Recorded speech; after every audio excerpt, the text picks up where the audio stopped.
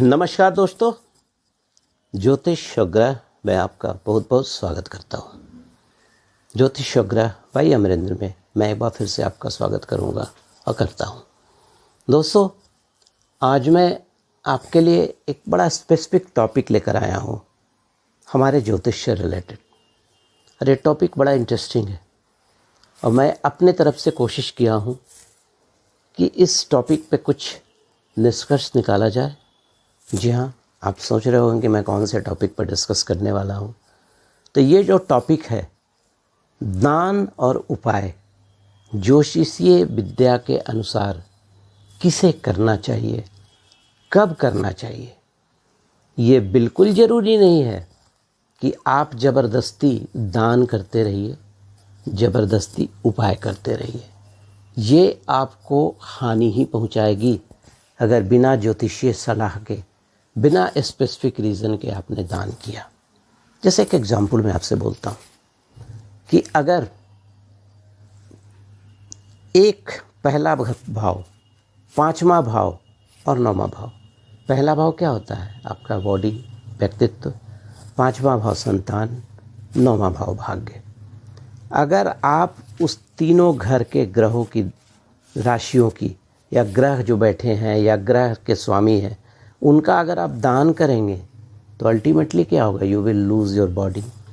आपके संतान की तरफ से परेशानियां आ सकती हैं और भाग्य से अगर डिप्राइव हो गए तब तो समझ लीजिए और अच्छा नहीं है। तो इसी तरह से बहुत स्पेसिफिकली एनालाइज करके आप उपाय भी कीजिए, दान भी कीजिए। इसी पर एक विस्तृत चर्चा मैं आपसे करूँगा। देखिए क्या होता है कि जब भी आप ज्योतिष का कोई भी मतलब जो रेमेडीज़ है, या अंगूठी पहनना हो, या मंत्र पढ़ना हो, या हवन करना हो, तो एक साइंटिफिक एनालिसिस कीजिए। जो भी आपके जानकार एस्ट्रोलॉजर हैं उनके पास जाइए, रैशनली डिस्कस कीजिए कि उन्होंने आपको बताया है तो उसका रीज़न क्या हो सकता है। देखिए, जनपत्री जो है केवल किताब और सूत्रों को पढ़ के नहीं पढ़ी जा सकती है। इसमें आपका अपना आईक्यू भी होना चाहिए, केस स्टडी भी होना चाहिए, और ये जानने की कोशिश करनी चाहिए कि अगर मैं कर रहा हूँ तो ये हानि करेगा या फ़ायदा करेगा। सपोज अगर आपकी कुंडली में शनि की महादशा चल रही है और शनि जो है सूर्य के नक्षत्र में है, तो अब आप क्या करेंगे? यहाँ पर आपको एक सही ज्योतिषीय सलाह की ज़रूरत पड़ेगी कि किस तरह से शनि को भी अनुकूल किया जाए, सूर्य को भी अनुकूल किया जाए। बहुत से एस्ट्रोलॉजर को मैं देखता हूँ नवांश को बिल्कुल वैल्यू नहीं देते हैं। नवांश का भी थोड़ा अध्ययन कीजिए। और भी चीज़ें हैं जो कभी मैं और दूसरे वीडियो में आपसे चर्चा करूँगा। तो आज जो मेरा टॉपिक है वो सिंपल यही टॉपिक है कि किस तरह से दान करें, किस तरह से उपाय करें, और ये उपाय हमारे लाइफ में चेंज लाएगा नहीं। क्योंकि होता क्या है, मैंने देखा है कि लोग 10 तरह के ज्योतिष के पास 10 ज्योतिषों से संपर्क करते हैं। 10 ज्योतिष से संपर्क करेंगे, 10 एस्ट्रोलॉजर आपको 10 तरह का रास्ता बताएंगे। तो अगर आप एक हलवे को 10 कुक से बनवाइएगा ना, तो हलवा ना बन के फिर वो पकौड़ा बन जाएगा। तो इन चीज़ों का हमेशा ध्यान रखिए। चलिए आगे मैं चर्चा करता हूँ आपसे कि किस तरह से इन चीज़ों को किया जाए कि we should get a very good result. देखिए, दान कौन करता है? दान यूजुअली जिसके पास सरप्लस हो या कुछ ऐसी फालतू चीज़ें हो जिसे हटाना है, ठीक है। लेकिन यूजुअली क्या होता है, एक प्री कंसीव नोशन के साथ लोग एस्ट्रोलॉजर के पास जाते हैं और उन्होंने उन्हीं के मन की बात बोल दी तो फिर उसको फॉलो भी करते हैं। जब ये अभी सावन का महीना चल रहा है, मैंने देखा लोग नारियल को फोड़कर शिवलिंग के ऊपर जल ढार दे रहे हैं। साइंटिफिकली जल बिल्कुल नहीं ढारना है। चलिए उस पर मैं किसी और वीडियो में आपसे डिस्कस कर चुका हूँ। लेकिन समझाने जाइए तो वो आप ही को उल्टा समझाने लगेंगे। ऐसा बिल्कुल मत कीजिए। अब देखिए, अब क्या है, सबसे पहले आप ये देखिए कि जिस ज्योतिष के पास गए हैं उनका आधार का ज्ञान क्या है, ज्ञान का आधार क्या है, कहाँ तक वो रैशनली आपको कन्विंस कर सकते हैं। क्योंकि देखिए, ग्रह हमसे करोड़ों मील दूर हैं आप ग्रह को कंट्रोल नहीं कर सकते हैं, लेकिन ग्रह आपको कंट्रोल कर रहे हैं। जिस समय सचिन तेंदुलकर पैदा हुए होंगे, और भी बहुत सारे लोग पैदा हुए होंगे ना, लेकिन सचिन तेंदुलकर ही क्यों बन गए वो। तो आइए उसी पे कुछ चर्चा करूँगा, क्योंकि हर ग्रह का उपाय होता है, हर ग्रह का एक रास्ता होता है। मेरा आपसे एक ही अनुरोध रहेगा, उपाय कीजिए एक या दो, बहुत सारे उपाय आपको बहुत फ्रूटफुल नहीं होंगे। दूसरा, सेलेक्टिव उपाय कीजिए, और 10-15 उपाय करने से आपको कुछ भी हासिल नहीं होगा, एक भी हासिल नहीं होगा। तो आइए अब थोड़ा सा आगे डिस्कशन करते हैं। देखिए, दान और उपाय हम लोग को अपने तत्व के अनुसार करना चाहिए। ये तत्व कौन से होते हैं? अग्नि तत्व, पृथ्वी तत्व, वायु तत्व और जल तत्व। इसी से हमारे शरीर की संरचना बनी है, और यही एलिमेंट है जो हमारे पूरे शरीर को गवर्न करता है। 12 राशियाँ होती हैं, जिसमें हर राशि के 3, मतलब जैसे मैंने 4 तत्व बोला ना, तो ये जो 12 राशियाँ हैं, इन चारों तत्वों में 3-3 करके रहती है। जैसे अगर हम वायु तत्व को ले लें, अग्नि तत्व से शुरू करता हूँ मैं। अग्नि तत्व में मेष राशि, सिंह राशि और धनु राशि आएगी। मतलब जो कहने का मतलब जो जल तत्व है, नहीं, हाँ यस, जो पृथ्वी तत्व है, सॉरी, तो वो उसमें वृष राशि आ जाएगी, कन्या राशि आ जाएगी, मकर राशि आ जाएगी। और अगर वायु तत्व लेते हैं तो मिथुन राशि, तुला राशि और कुंभ राशि आ जाएगी। और अगर जल तत्व लेते हैं तो कर्क राशि, वृश्चिक राशि और मीन राशि आ जाती है। इन्हीं चारों तत्वों के आधार पर आपको सिलेक्ट करना है, या कोई पूजा करना है, या स्टोन पहनना है, या दान करना है, या उपाय करना है। क्या रोल है? देखिए, हमारे कुंडली में त्रिकोण का बहुत रोल होता है।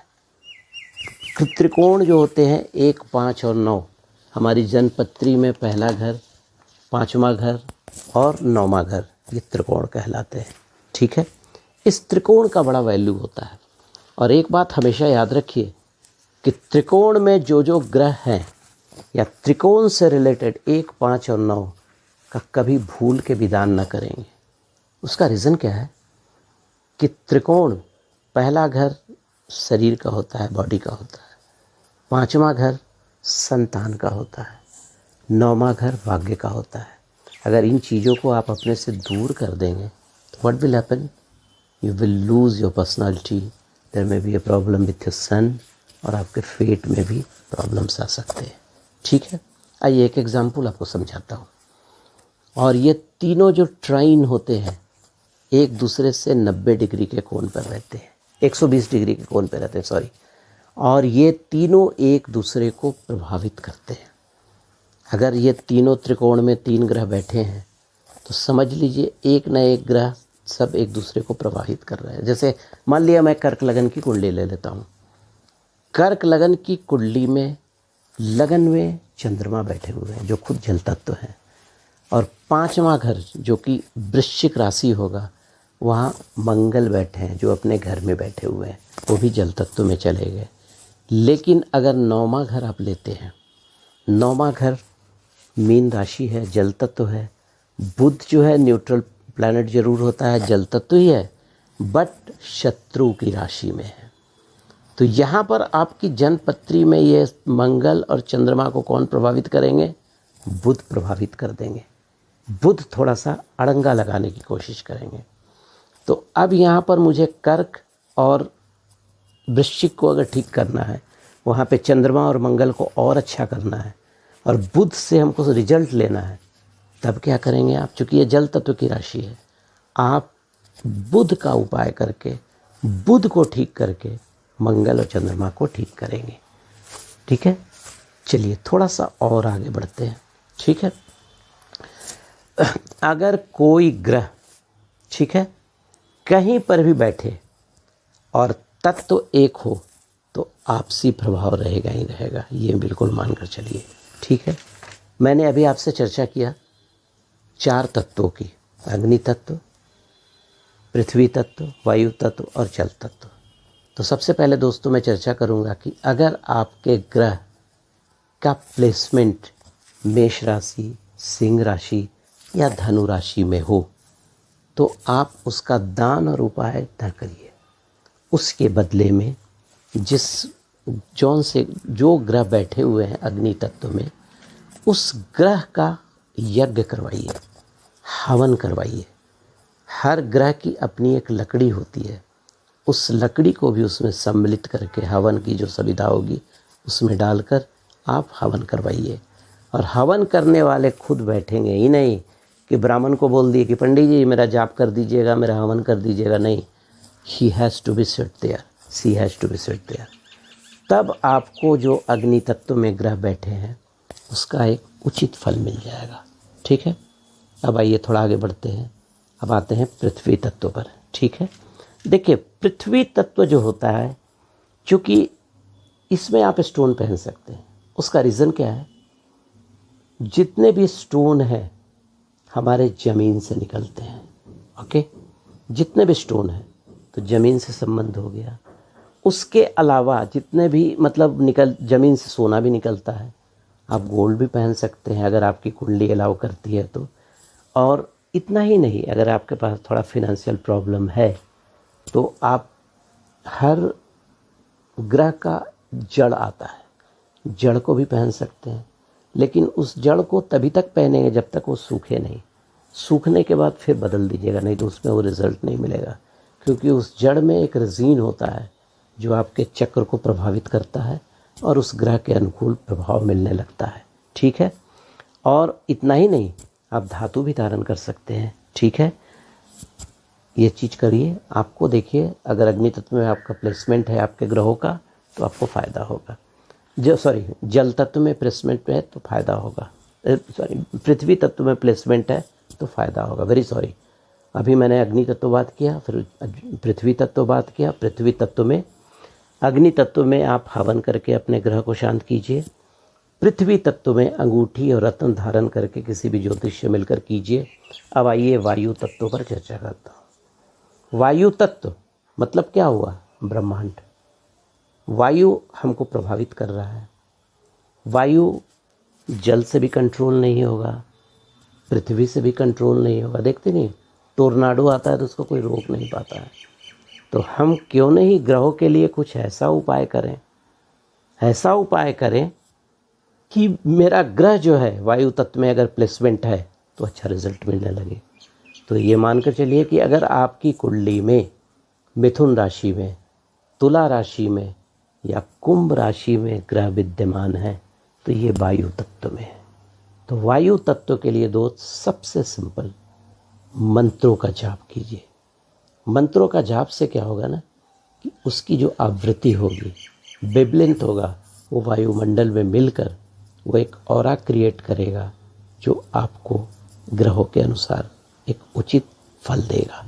ठीक है, उपाय भी आप कर सकते हैं, इसमें कोई शक नहीं। ठीक है, अब आइए थोड़ा सा और आगे बढ़ते हैं। ठीक है, लेकिन मंत्रों का जाप आपके लिए सबसे ज़्यादा प्रभावी हो जाएगा। अब आइए जल तत्व पर बात करते हैं। जल तत्व में सिर्फ केवल दान सर्वोत्तम होता है। कारण, क्योंकि वाटर एलिमेंट जो है ना, वाटर एलिमेंट को आप किसी भी दूसरे तरीके से कंट्रोल, न वायु कंट्रोल कर सकती है, न पृथ्वी कंट्रोल कर सकती है, न अग्नि कंट्रोल कर सकती है।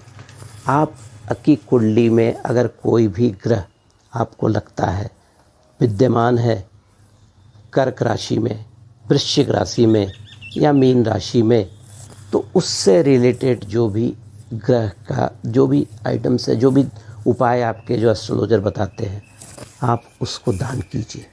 उतना ही नहीं, आप वाटर एलिमेंट का जो इनटेक है उसको बढ़ा दीजिए।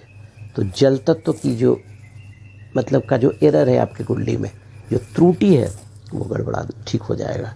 ठीक है, उसके लिए जो सबसे सरल उपाय है, चांदी का ग्लास ले लीजिए, उसमें रात में जल रख दीजिए, सुबह में पीजिए, आपके शरीर का जल तत्व बढ़ जाएगा। ठीक है, इतना ही नहीं, जैसे शनि का दान करना हो तो आप चिमटा, छाता, खाली वस्तुएं दान कर सकते हैं। अगर जल तत्व में आपके ग्रहों की प्लेसमेंट है तो ज़्यादा क्रॉस चेक नहीं करें, ज़्यादा ज्योतिषियों के पास जाएं ज़रूर, लेकिन ये नहीं कि उन्होंने वो बताया, उन्होंने ये करेंगे तो यू विल लूज़। आप अपने जन्मपत्री को कमज़ोर बनाएंगे, ठीक है। हाँ, एक चीज़ जाते जाते फिर मैं बोलूँगा कि 1, 5 और 9 के जो स्वामी हैं और जो ग्रह बैठे हैं, स्वामी जो हैं, उनका दान भूल कर भी नहीं करें, करेंगे आपको प्रॉब्लम आएगा। तो दोस्तों, अगर आपको मेरा वीडियो अच्छा लगे तो सब्सक्राइब कीजिएगा, लाइक कीजिएगा, और फिर अगले वीडियो में मैं कुछ और आपके लिए नई चीज़ लेकर आऊँगा। तब तक के लिए धन्यवाद। अमरेंद्र की तरफ से नमस्कार।